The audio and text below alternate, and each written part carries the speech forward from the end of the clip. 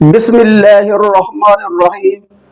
Dear students, unit number 2 के numericals का सिलसिला कंटिन्यू है। हम इस सिलसिले को प्रोसीड करते हैं, लेकिन याद रखें कि न्यूमेरिकल का आंसर निकाल लेना डियर स्टूडेंट ये कोई कमाल नहीं है।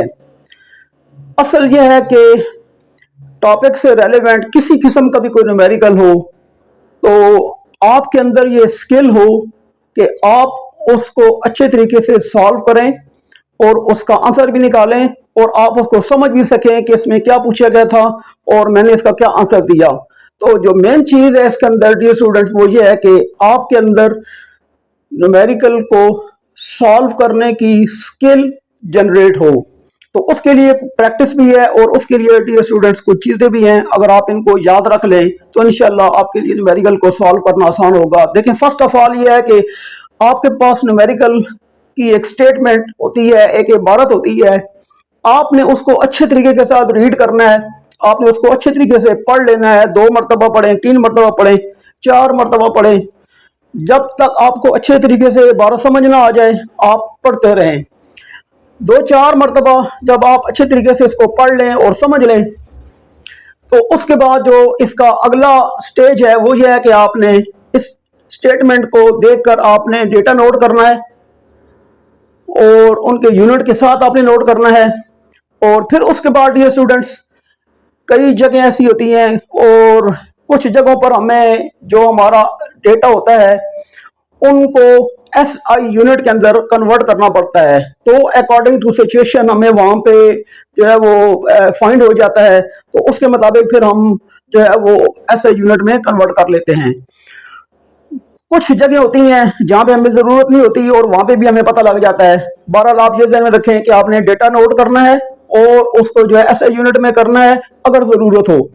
और फिर उसके बाद डियर स्टूडेंट, आप जब सोल्यूशन की तरफ मूव करते हैं तो जरूरत इस बात की होती है कि आपने सूटेबल फार्मूला चूज करना है। तो डियर स्टूडेंट्स, आपको फार्मूले याद हो अच्छे तरीके के साथ ताकि आप सूटेबल फार्मूला यहाँ पे जो है वो यहाँ पे आप अप्लाई कर सकें।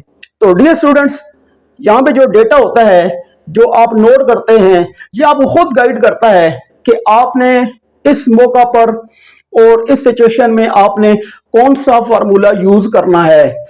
और फिर उसके बाद जब आप फार्मूला यूज करते हैं डियर स्टूडेंट्स तो फिर उसके बाद मैथमेटिकली आपने उसको सॉल्व करना होता है और जब आप उसको सॉल्व कर लेते हैं तो एट द एंड आप क्या करते हैं कि उसका जो आंसर है वो आप उसके यूनिट के साथ नोट कर लेते हैं, लिख लेते हैं।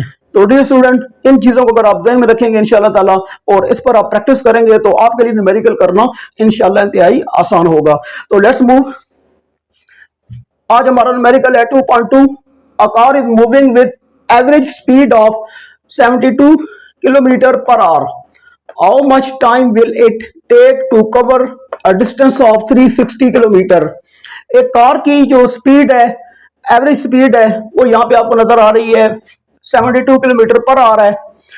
इस स्पीड के साथ अगर एक गाड़ी जा रही है, कार जा रही है, तो वो 360 किलोमीटर का डिस्टेंस कितने टाइम में ट्रेवल करेगी, हमने टाइम यहाँ पे कैलकुलेट करना है। तो डियर स्टूडेंट्स, जो हमें गिवन है हम उसको भी नोट करते हैं, जो हमने कैलकुलेट करना है उसको भी हम नोट करते हैं। तो ये चूंकि आपके पास एवरेज स्पीड है तो एवरेज स्पीड के लिए जो आप सिंबल यूज करते हैं वो आप जानते हैं। हम वी के साथ यहाँ एवी का जो है वो ये सिंबल लगाते हैं। एवी मीन एवरेज और वी मीन स्पीड या वेलोसिटी। तो डियर स्टूडेंट, ये हमारे पास 72 किलोमीटर पर आवर है। अच्छा, बात होगा जहाँ एच के ऊपर -1 होता है, -1 लगा दें या आप बाय लगा दें, इसका कोई इश्यू नहीं है। अच्छा, उसके बाद जी हाउ मच टाइम, चूंकि हमने टाइम कैलकुलेट करना है इसको हम क्वेश्चन मार्क लगाते हैं। और जो डिस्टेंस कवर किया, डिस्टेंस को यू नो दैट हम एस के साथ डिनोट करते हैं which is 360 kilometre per our. तो डी स्टूडेंट, डेटा नोट करने के बाद हम यहां पे सॉल्यूशन की तरफ मूव करते हैं। वी नो दैट अब आपने यहां पे सूटेबल फार्मूला आपने अप्लाई करना है डियर स्टूडेंट।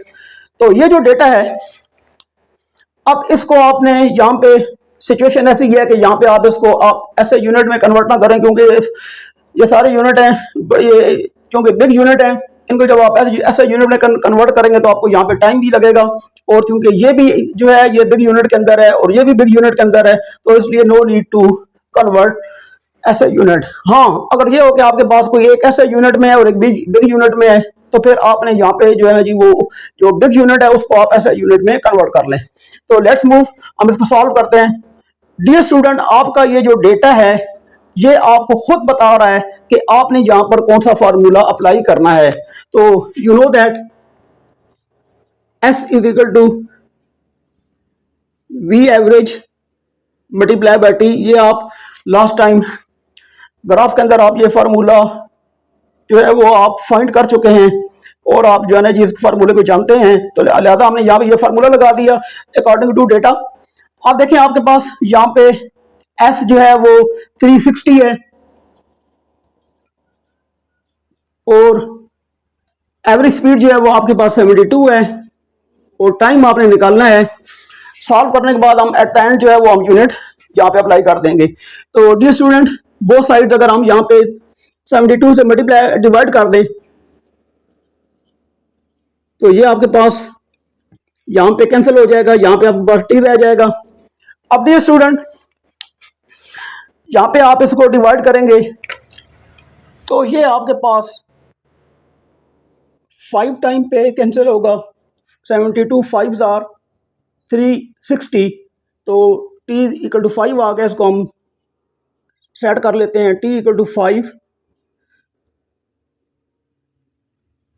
और तो डियर स्टूडेंट्स, अगर कोई कार या गाड़ी 72 किलोमीटर पर आवर के साथ मूव कर रही हो और वो 360 किलोमीटर का डिस्टेंस ट्रेवल करे, तो वो कितने टाइम में ट्रेवल करेगी?